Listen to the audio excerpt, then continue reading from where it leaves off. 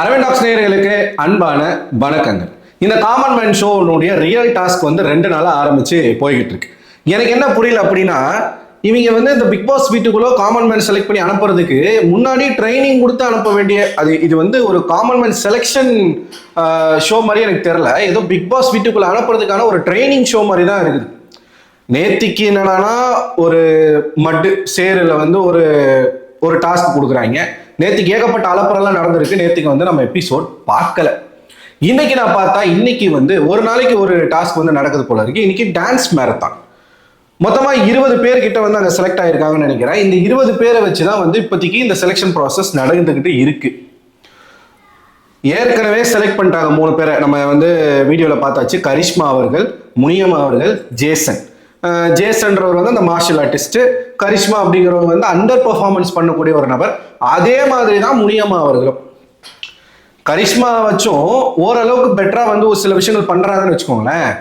முனியம்மா அக்கா வந்து இது வரைக்கும் இவங்க வச்ச டாஸ்க்ல எல்லாத்துலயுமே ஃபெயிலியர். எந்த டாஸ்க்குமே அவங்க வந்து சரியா பண்ணல. அந்த முதல் நாள் வந்து முனியம்மா அவர்கள் பேசின விஷயங்கள் தவிர்த்து, அதாவது என்னுடைய அம்மாவே வந்து என்ன சின்ன வயசுல வந்து கல்யாணம் ஆகும்போது இந்த மாதிரிலாம் சொன்னாங்கன்னு சொல்லிட்டு ஒரு விஷயம் சொன்னாங்க இல்லையா, இந்த நிறத்தை வைத்து பாடி ஷேமிங், அதாவது கலர் ஷேமிங் பண்ண சில விஷயங்கள் வந்து பேசியிருந்தாங்க. அது மட்டும்தான் அவங்க வந்து நல்லா பேசியிருக்காங்க தவிர்த்து அதை தாண்டி டாஸ்க்ல எந்த விதமான பர்ஃபார்மன்ஸுமே இல்லை. எப்படி சொல்றேன் அப்படின்னு பார்த்தீங்கன்னா, முதல் நாள் அந்த பஸ் டாஸ்க் வந்து சீட் இல்லாமல் நின்றுட்டு வந்தாங்க. அடுத்ததா சேர் டாஸ்க்ல சேர் கிடைக்காம விட்டுட்டு வந்துட்டாங்க. அந்த 2 இதுலயுமே வந்து கிளியரா வெளியில வந்த கண்டஸ்டன்ட் சொல்றாங்க. என்ன சொல்றாங்க? 35 சீட்டு தான் இருக்குன்றத அனௌன்ஸ்மெண்ட் பண்ணாங்க. ஆமா, முதல் நாள் டாஸ்க்கு வந்து 35 சீட்டு தான் இருக்கு அப்படின்னு சொல்லிட்டு அனௌன்ஸ் பண்ணாங்க. ஆனா கம்ப்ளீட் பண்ண போனது 50 பேர். அப்ப நியாயமா அந்த 35 சீட்ல உட்கார்ந்த நபர்களை தாண்டி மீதி இருக்கக்கூடிய 15 பேரை எலிமினேட் செய்யப்பட்டிருக்கும் அந்த பஸ் டாஸ்க்ல. ஆனா அதை செஞ்சாங்களான்னு கேட்டீங்கன்னா செய்யல. ஏன் செய்யலைன்னா முனியம்மாக்காக செய்யல. அடுத்ததாக சேர் டாஸ்க். 50 பேர் வந்து போறாங்க. 45 சேர் தான் அங்க இருக்கு. 5 பேருக்கு சேரு கிடையாது. அந்த 45 பேர் சேர் போட்டு உட்காந்துட்டாங்க அப்படின்னா மீதி இருக்கக்கூடிய 5 பேர் எலிமினேட் செய்யப்பட்டிருக்கணும் டாஸ்க் பிரகாரம். ஆனா அன்னைக்கு என்ன பண்ணாங்க? முனியம்மாக்காக்கு சேர் கிடைக்கலன்னு சொல்லிட்டு அந்த ட்வின்ஸ் 2 பேர் வந்தாங்க இல்லையா, அந்த ட்வின்ஸ் கிட்ட இருந்து ஒரு பேட்சை வாங்கி மாயா வந்து முனியம்மா கையில கொடுத்து அவங்களை அடுத்த ரவுண்டுக்கு செலக்ட் பண்றாங்க.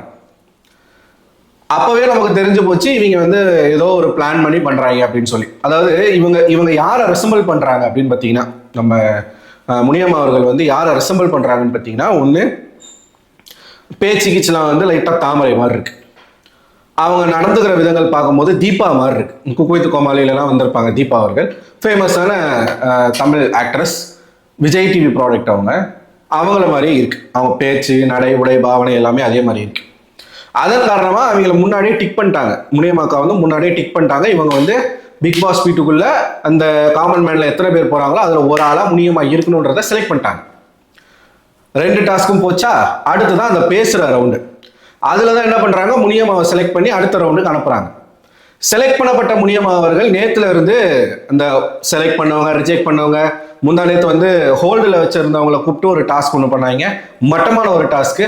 அது முடிஞ்சு இப்போ வந்து செலக்ட் ஆன நபர்களை சேர்த்து வச்சு ஒரு டாஸ்க் பண்ணிக்கிட்டு இருக்காங்க. நேத்திக்கு நடந்த அந்த மட் டாஸ்க்லயுமே முனியம்மா அவர்கள் பர்ஃபார்மே பண்ணல, சரியாவே விளையாடல. ரெட் கலர் ஸ்டார் வாங்கியிருந்தாங்க நேத்திக்கு. இப்போ வர டாஸ்க்லாம் எப்படி பண்றாங்க அப்படின்னா, அந்த வீட்டுக்குள்ள பிக் பாஸ் வீட்டுக்குள்ள வீக்லி ஒரு விஷயம் நடக்கும். பெஸ்ட் பர்ஃபார்மர் யாரு, பெஸ்ட் பர்ஃபார்மர் யாருன்னு சொல்லி இருக்கக்கூடிய ஹவுஸ்மேட்ஸ் எல்லாருமே வந்து சூஸ் பண்ணி ஒருத்தர் வந்து பெஸ்டாகவும் இன்னொருத்தர் ஒஸ்டாகவும் செலக்ட் பண்ணுவாங்க. அப்படித்தான் இப்போ 2 நாளா நடக்கிற டாஸ்க்ல என்ன நடக்குதுன்னா, டீமா பிரிச்சிடறாங்க. 2 டீமா பிரிச்சுட்டு அந்த டீம்ல வந்து யார் ஓவர் பெர்ஃபார்மன்ஸ் பண்ணியிருக்கா, யார் அண்டர் பெர்ஃபார்மன்ஸ் பண்ணியிருக்கான்றத மற்றவங்க செலக்ட் பண்ணணும். அப்படி நேற்று மற்றவர்களால இவங்க வந்து ஒழுங்காவே டாஸ்க் பண்ணலன்னு செலக்ட் பண்ணப்பட்ட நபர் தான் நம்ம முனியம்மாக்கா. நேற்றுக்கு ரெட் கலர் ஸ்டார். இன்னைக்கு டான்ஸ் மேரத்தான். இன்னைக்கு நடந்த டான்ஸ் மேரத்தான்ல கூட பெருசா அவங்க வந்து அவங்க கம்ஃபர்ட் ஜோனை விட்டு ஆடுறாங்கன்றது வந்து பெரிய மேட்டர் கிடையாது. பெருசா பர்ஃபார்மன்ஸ் இல்லை. யாருக்கு? முனியம்மா அவர்களுக்கு இல்லை.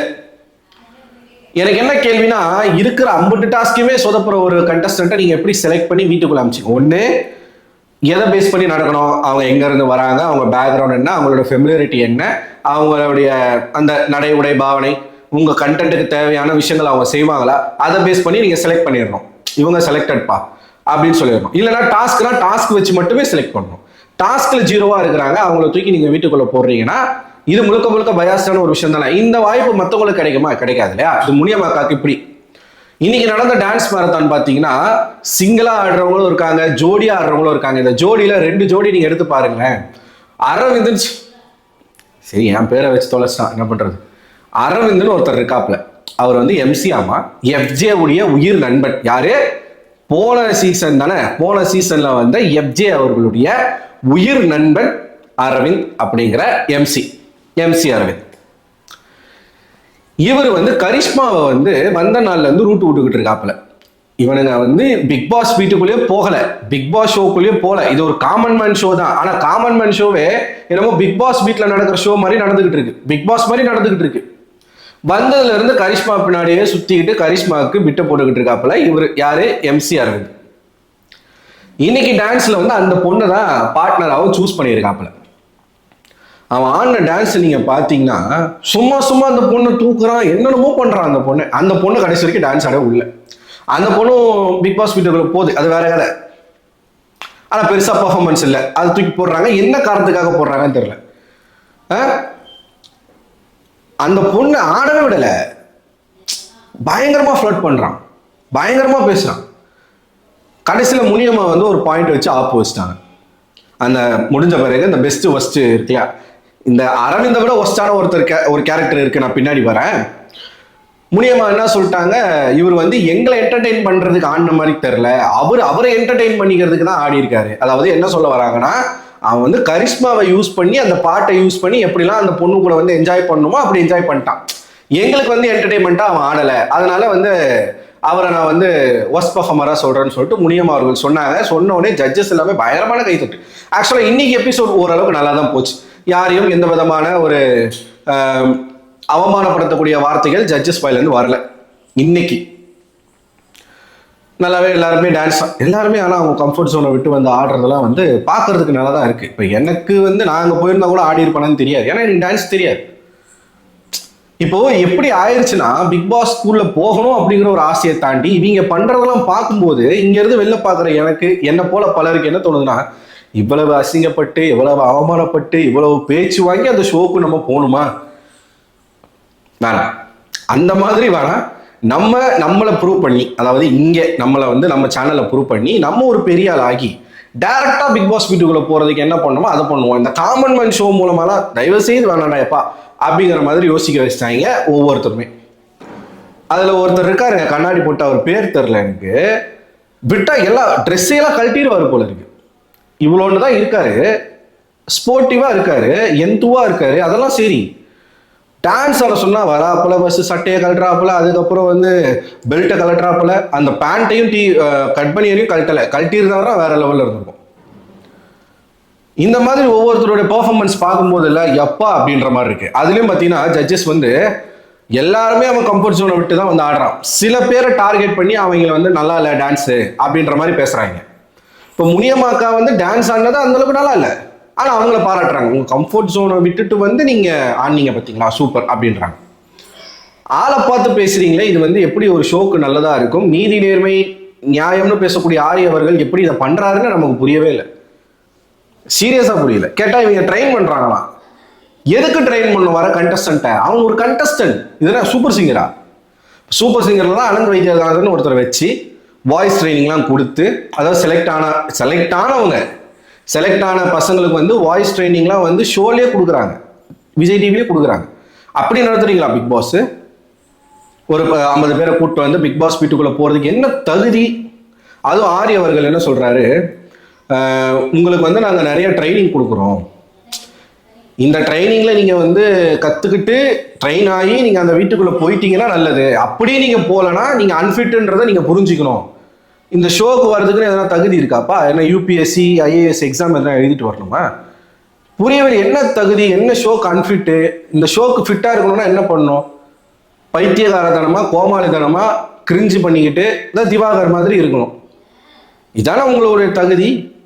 திவாகரை ஃபைண்ட் அவுட் பண்றதுக்கு எதுக்குடா என்னமோ அது இவங்க எப்படின்னா இந்த 3 பேரை தன்னை எப்படி ப்ரொஜெக்ட் பண்ணிக்கிறாங்கன்னா, யூபிஎஸ்சி எக்ஸாம்ல வந்து பாஸ் பண்ணி கிளியர் பண்ணிட்டு ஃபைனல் இன்டர்வியூல உட்காந்துருப்பாங்க தெரியுமா? அந்த இன்டர்வியூல தான் தெரியும் அவன் வந்து ஐஏஎஸ் ஆக போறானா, ஐபிஎஸ் ஆக போறானா, ஐஆர்எஸ் ஆக போறானா, என்ன பண்ண போறான்னு அங்கதான் தெரியும். அந்த கேள்வி கேட்பாங்க. அந்த இன்டர்வியூ எடுக்கிற ஆட்கள் மாதிரி உட்காந்துருக்காங்க இந்த 3 பேரும். இந்த ஷோக்குள்ள போறதுக்கு உங்களுக்கு என்ன தகுதி இருக்கு, என்ன தகுதி வேணும்னு நினைக்கிறீங்க, அந்த தகுதியோட தான் நீங்க இங்க வந்திருக்கீங்களா 3 பேரும் அப்படின்ற கேள்வி அவங்க திரும்ப கேட்டாங்கன்னா கஷ்டமா போயிடும்ல. சரி, இந்த அரவிந்தன்றவர் இப்படி பண்றாரா, இவனை விட மோசமா ஒருத்தர் இருக்காங்க, சுகுமாரன். யார்? நம்ம எஸ்எஸ் மியூசிக் பிஜே. 20 வயசு பொண்ணு. அந்த பொண்ணு பேர் தெரியல, அங்க இருக்கிற கண்டஸ்டன்ஸ் பாதி பேர் நமக்கு தெரியாது. 20 வயசு பொண்ணு அந்த பொண்ணோட சேர்ந்து ஆடுறான்.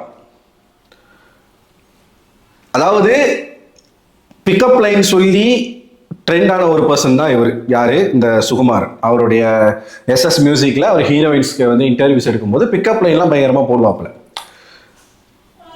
இந்த சுகுமாரனும் சரி அரவிந்தும் சரி, அவங்களோட இன்டென்ஷனே வந்து அங்கே லவ் கண்டென்ட் கொண்டு வரணும், ஒரு பிளே பாய் மாதிரி, ஃப்ளர்ட்டிங் பாய் மாதிரி இருக்கணும் அப்படின்றத இவங்க 2 பேருமே டிசைட் பண்ணி வச்சிருக்காங்க போல. அந்த பொண்ணு கூட சேர்ந்து ஆடின டான்ஸ் அடிக்க பார்க்கணும், வரசிக்கிட்டே தான் ஆடுறான். கிஸ் பண்றாங்க, கையில மடியில படுத்துக்கிட்டான், பயங்கரமா யூஸ் பண்ணிக்கிட்டான் அந்த பொண்ணை. முனியமக்கா வந்து ஆக்சுவலா சுகுமாரன் கூட சொல்லியிருக்கலாம். 2 பேரும் ஒரே மாதிரி தான் பண்ணாங்க. அவன் ஒரு 3 வாட்டி கரிஷ்மாவை தூக்கிட்டான், இந்த அரவிந்தன்றவன். வரும்போதே தூக்கிட்டு தான் வரான், திரும்ப ஸ்டேஜ்லையும் தூக்குறான், மறுபடியும் தூக்குறான். எதுக்கு தூக்குறான்? கரிஷ்மாவே சொல்றாங்க, சும்மா சும்மா என்ன தூக்குறாரு, நான் எனக்கு என்ன பண்றதுனே தெரியல அப்படின்றாங்க. அந்த மாதிரி பண்ணிக்கிட்டு இருக்காங்க. இந்த பக்கம் சுகுமாரன் அந்த பொண்ணை போட்டு என்னெல்லாம் பண்ண முடியுமோ அதெல்லாம் பண்றான். அந்த பொண்ணு ஸ்போர்ட்டிவா எடுத்துக்குது, பரவாயில்ல, சின்ன பொண்ணு. சரி, நீங்க டான்ஸ் மேரத்தான் ஒரு டாஸ்க்ல இருக்கீங்க, அதுக்குன்னு இப்படியா கொஞ்சம் ஓவரா தான் போய்கிட்டு இருக்கு. இவங்க இந்த 2 பேர் பண்ற அளப்பற. இவங்களை மட்டும் பிக் பாஸ், நல்ல வேலை இவங்களை வெளில அமிச்சிட்டாங்கன்னு நினைக்கிறேன். பிக் பாஸ்குள்ள போயிருந்தா அவ்வளவுதான். வெளில வந்துட்டாங்கன்னா தெரியலையே. அந்த 3 பேர் கரிஷ்மாவோட சேர்த்து இந்த அரவிந்தும் சுகுமாரும் போறதுக்கு வாய்ப்பு இருக்குன்னு நினைக்கிறேன், உள்ள தெரியல.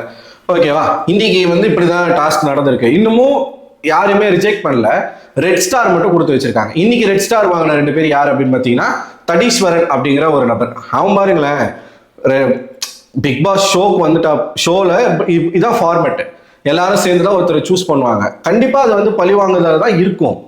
ஏன்னா இது வந்து அப்படிதான், ஒருத்தரை இறக்கி தான் ஒருத்தர் மேலே ஏறணும். கோச்சிக்கிறாப்புல, நான் என்னால் வந்து ஒத்துக்க முடியாதுங்க, நான் வந்து நல்லா தான் ஆடினேன், என் வேணும்னே வந்து என்னை நான் சொன்னேன்றதுக்காக என்னை திரும்ப, அப்போ நீ சொன்னால் திரும்ப சொல்ல தான் செய்வாங்க. புரியலையே. அவருக்கு ஒரு ரெட் ஸ்டார், கரிஷ்மாவுக்கு ரெட் ஸ்டார். இப்போ யாரெல்லாம் செலக்ட் ஆனாங்கன்னு சொல்கிறாங்களோ, முனியம்மாவுக்கு ரெட் ஸ்டார், கரிஷ்மாவுக்கு ரெட் ஸ்டார். இந்த 2 பேர் தான் பிக் பாஸ் வீட்டுக்குள்ளே போயிருக்காங்க, வேற போகிறாங்க வேற. என்ன இலவு கன்றாவியோ, என்ன பாலிடிக்ஸ் இங்கே நடக்குதுன்னே தெரில. ஸோ இன்னைக்கு நடந்த எபிசோட்ல இதான் நடந்திருக்கு. இன்னைக்கு நீங்கள் வேற என்னெல்லாம் பார்த்தீங்க, நீங்கள் என்னெல்லாம் நோட் பண்ணீங்க அப்படிங்கிறத கமெண்ட் பாக்ஸில் கமெண்ட் பண்ணுங்க. அடுத்த ஒரு வீடியோவில் உங்களை சந்திக்கும் வரை உங்களிடம் விடைபெறுவது நான் அரவிந்தன்.